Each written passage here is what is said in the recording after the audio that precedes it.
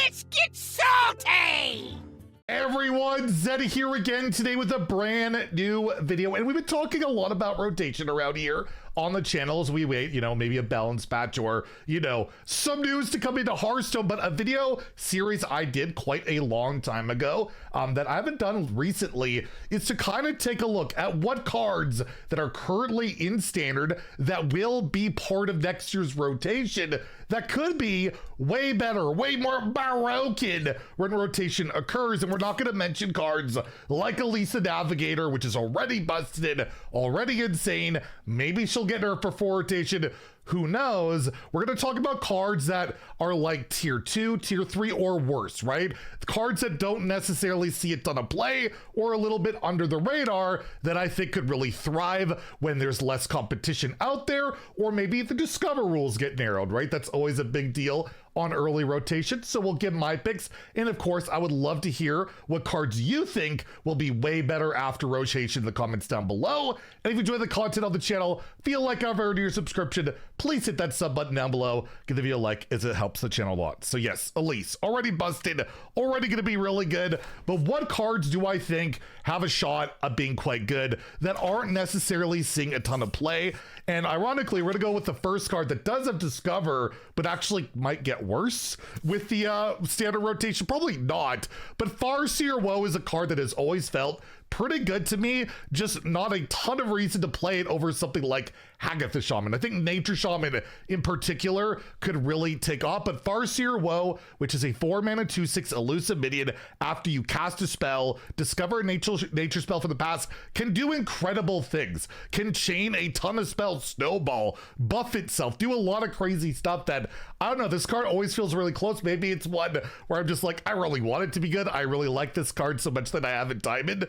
But Farseer Wo is absolutely one to keep an eye out for, because again, Shaman, what else have they done for quite a while now other than Hagatha? With Hagatha rotating, I could see Wo slotting in, Nature Shaman being a thing, because again, as I said, that deck is not far off. And on that vein, I will say that I do think Stormrook in particular is a card that could really be powerful after rotation. 5-mana 5/5 elemental beast. Whenever you would damage this with a nature spell, you summon a random 5-cost minion instead.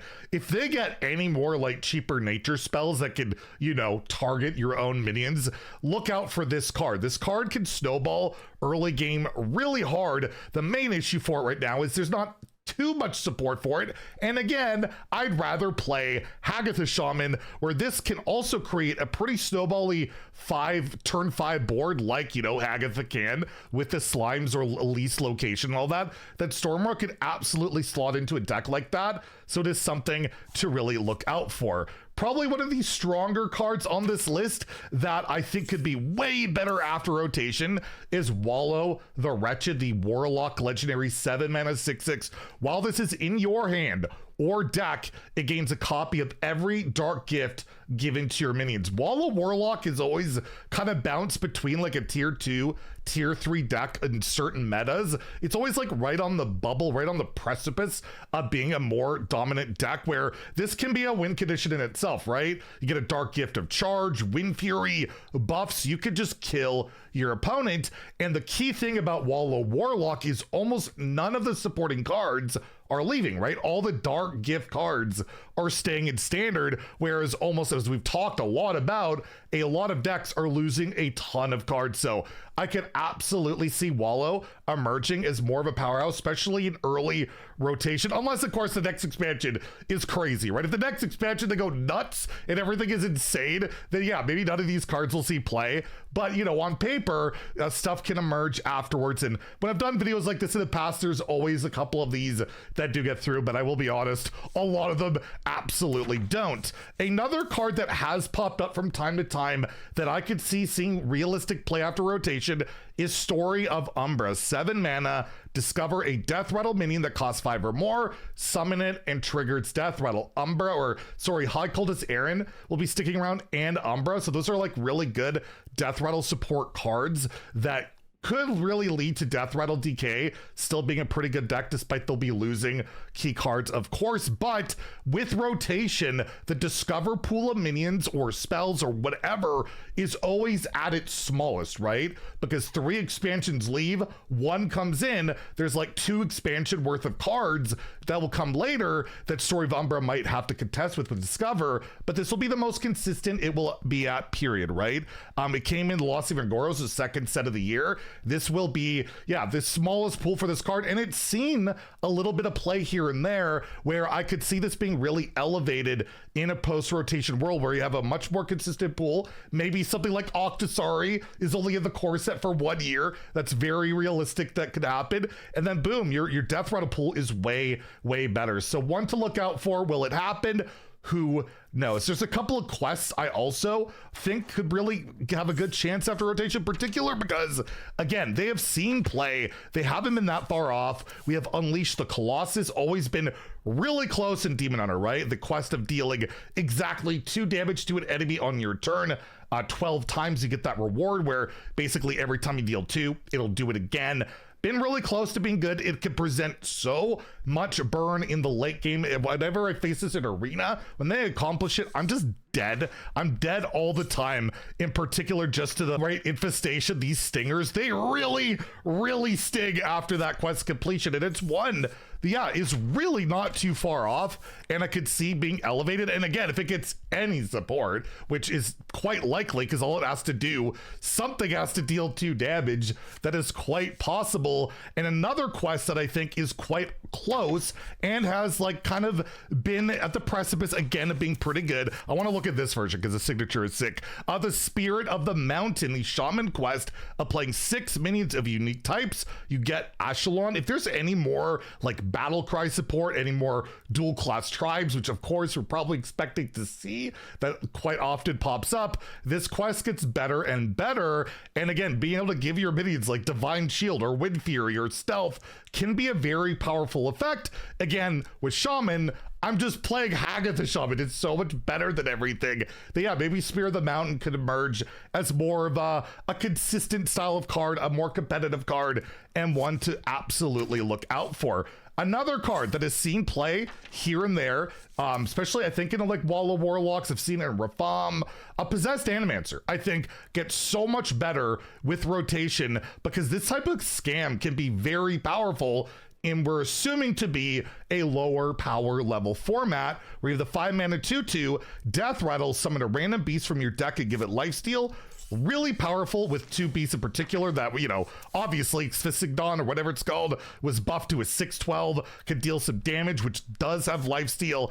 And of course, the most powerful minion in all of Hearthstone in the Ultra Gigasaur, the 11 mana 14/28. Cheating that out on turns 5 and 6 can be really incredible, really powerful, especially if this gets lifesteal. You got to deal with it. Otherwise, first off, it might kill you. Second, it's going to heal. That could really be a powerful thing. Absolutely card to look out for that, again, has seen play, not like super top tier play, but has absolutely seen some measure of standard play. Another card, I just have to throw it on the list. It has seen a bit of play here and there, but has never outright really done a ton, is Krona, Keeper of Eons, the Druid legendary 6 mana 4/7 with Taunt. Battle Cries at the cost of the bottom 5 cards of your deck to 1. This just, at some point, no, does this not have to break Hearthstone? At some point, does this not have to do something silly? Like, yes, maybe we get like Dredge back somehow. That would probably do it. That's strictly in Wild, although this card doesn't see play in Wild because it's 6 mana, and I could cheat infinite mana with Yssel. Well, basically by then, right? So what's the point? But regardless, this is a card I'm going to continuously keep on my radar for things to interact with it, to abuse it, because yeah, if you can honestly manipulate and set up these mana cheat cards, you can just do the most broken things out there, especially again, for expecting a lower power level format. Absolutely a card to look out for. And one of the best cards currently in standard, if you look at mulligan win rate and like played win rate, that isn't in a top tier deck, but really close. The Eternal Hold. This card recently buffed 6 mana, Demon Hunter, location 3, durability, discover any demon that costs 5 or more. So that will get a lot smaller, although Meg Therodon will be leaving, right? So maybe it gets worse. If your deck has no minions, your next one costs 0. But again, the discover pool usually being shrunk will make this better, but there are window shoppers of the world, but you do have the Agamagan, so that might be more consistent, right? But a card that's already really good in standard, right? It's just the deck isn't as good as the most busted stuff. That deck is really primed to slot in to be a much more competitive deck after rotation, and the Eternal Hold is the absolute best part of it. Arguably the only really good part of that deck, to be fair. And yeah, one to absolutely look out for after rotation. I'm gonna throw a rogue card in there. It's called Shadow Step, because of course it's gonna be broken after rotation, because it's gonna be there. But jokes aside, they are losing Dubious Purchase and a really good, not as good substitute. I see Fast Forward slotting into a lot of road decks post rotation. The 4-mana spell, draw 2 cards, pick one to have its cost reduced by 2, so you can obviously prep it, because also prep will never rotate. You can prep this for 2 mana, and then you get to pick one of those options for 2. You get to draw 2, and that can be really solid. And Rogue likes to draw cards. The only reason I believe this card doesn't see play right now is Dubious Purchase is a card, right? You're just playing that instead. And once that rotates, which I don't think they would make core, right? Not right away, that this card itself will see way more play post-rotation, unless, of course, they just give Rogue better card draw options, which I feel like they get every expansion, but we'll see. We'll fast forward soon enough to that expansion and give an idea of how, give it an idea of how busted that could be. And lastly, as a priest main, I guess, I don't know, I play priest. I hate priest. I don't know, I'm conflicted. I have to say my top pick for a card that at some point will be busted after rotation, Medivh the Hallowed, the 10-mana Fabled Priest Legendary. It costs 0 if you can control Karazhan, and has Battle Cry, silence, and destroy all other minions. It comes with the weapon that right now doesn't have a ton of synergy, but again, you never know. This could be insane, where you double the damage and healing of your spells. And the Karazhan the Sanctum, which summons 2 random 8-cost minions, which again will be a bit more consistent of a pool. You don't get to discover, but there'll be less 8-drops, and hopefully Octosari and, well, Grunty will be leaving, although Mr. Clocksworth still remains. That could be a lot better. And Priest has been pretty bad for quite a while outside of like Protoss and other stuff. They are likely going to Warrior Priest at some point, where they brute force control to be viable again, which it hasn't been in Priest for a while. And what better way to do that than making cards that, can maybe cheat this out or do something really good with it? Because as a standalone card, this card is great. It's just Priest has no way to get to it currently. And I don't think we're going to go a full calendar standard rotation without finally getting to that road to get to Medivh, because this card is insane. When you get to play it, it's just, you really don't get to play it because you're playing slow priest decks and all their cards are pretty terrible, except for, in my opinion, Medivh the Hallowed. So let me know in the comments down below what cards look out to you as like strong candidates post rotation, like Elude's Chosen Aviana, another absolute viable pick of a card that has seen a little bit of play, maybe could really thrive after rotation when things slow down and maybe some support arrives. Anyways, let me know what you think in the comments down below. And if you enjoyed the video, please like and subscribe. Have a great day and stay salty, my friends.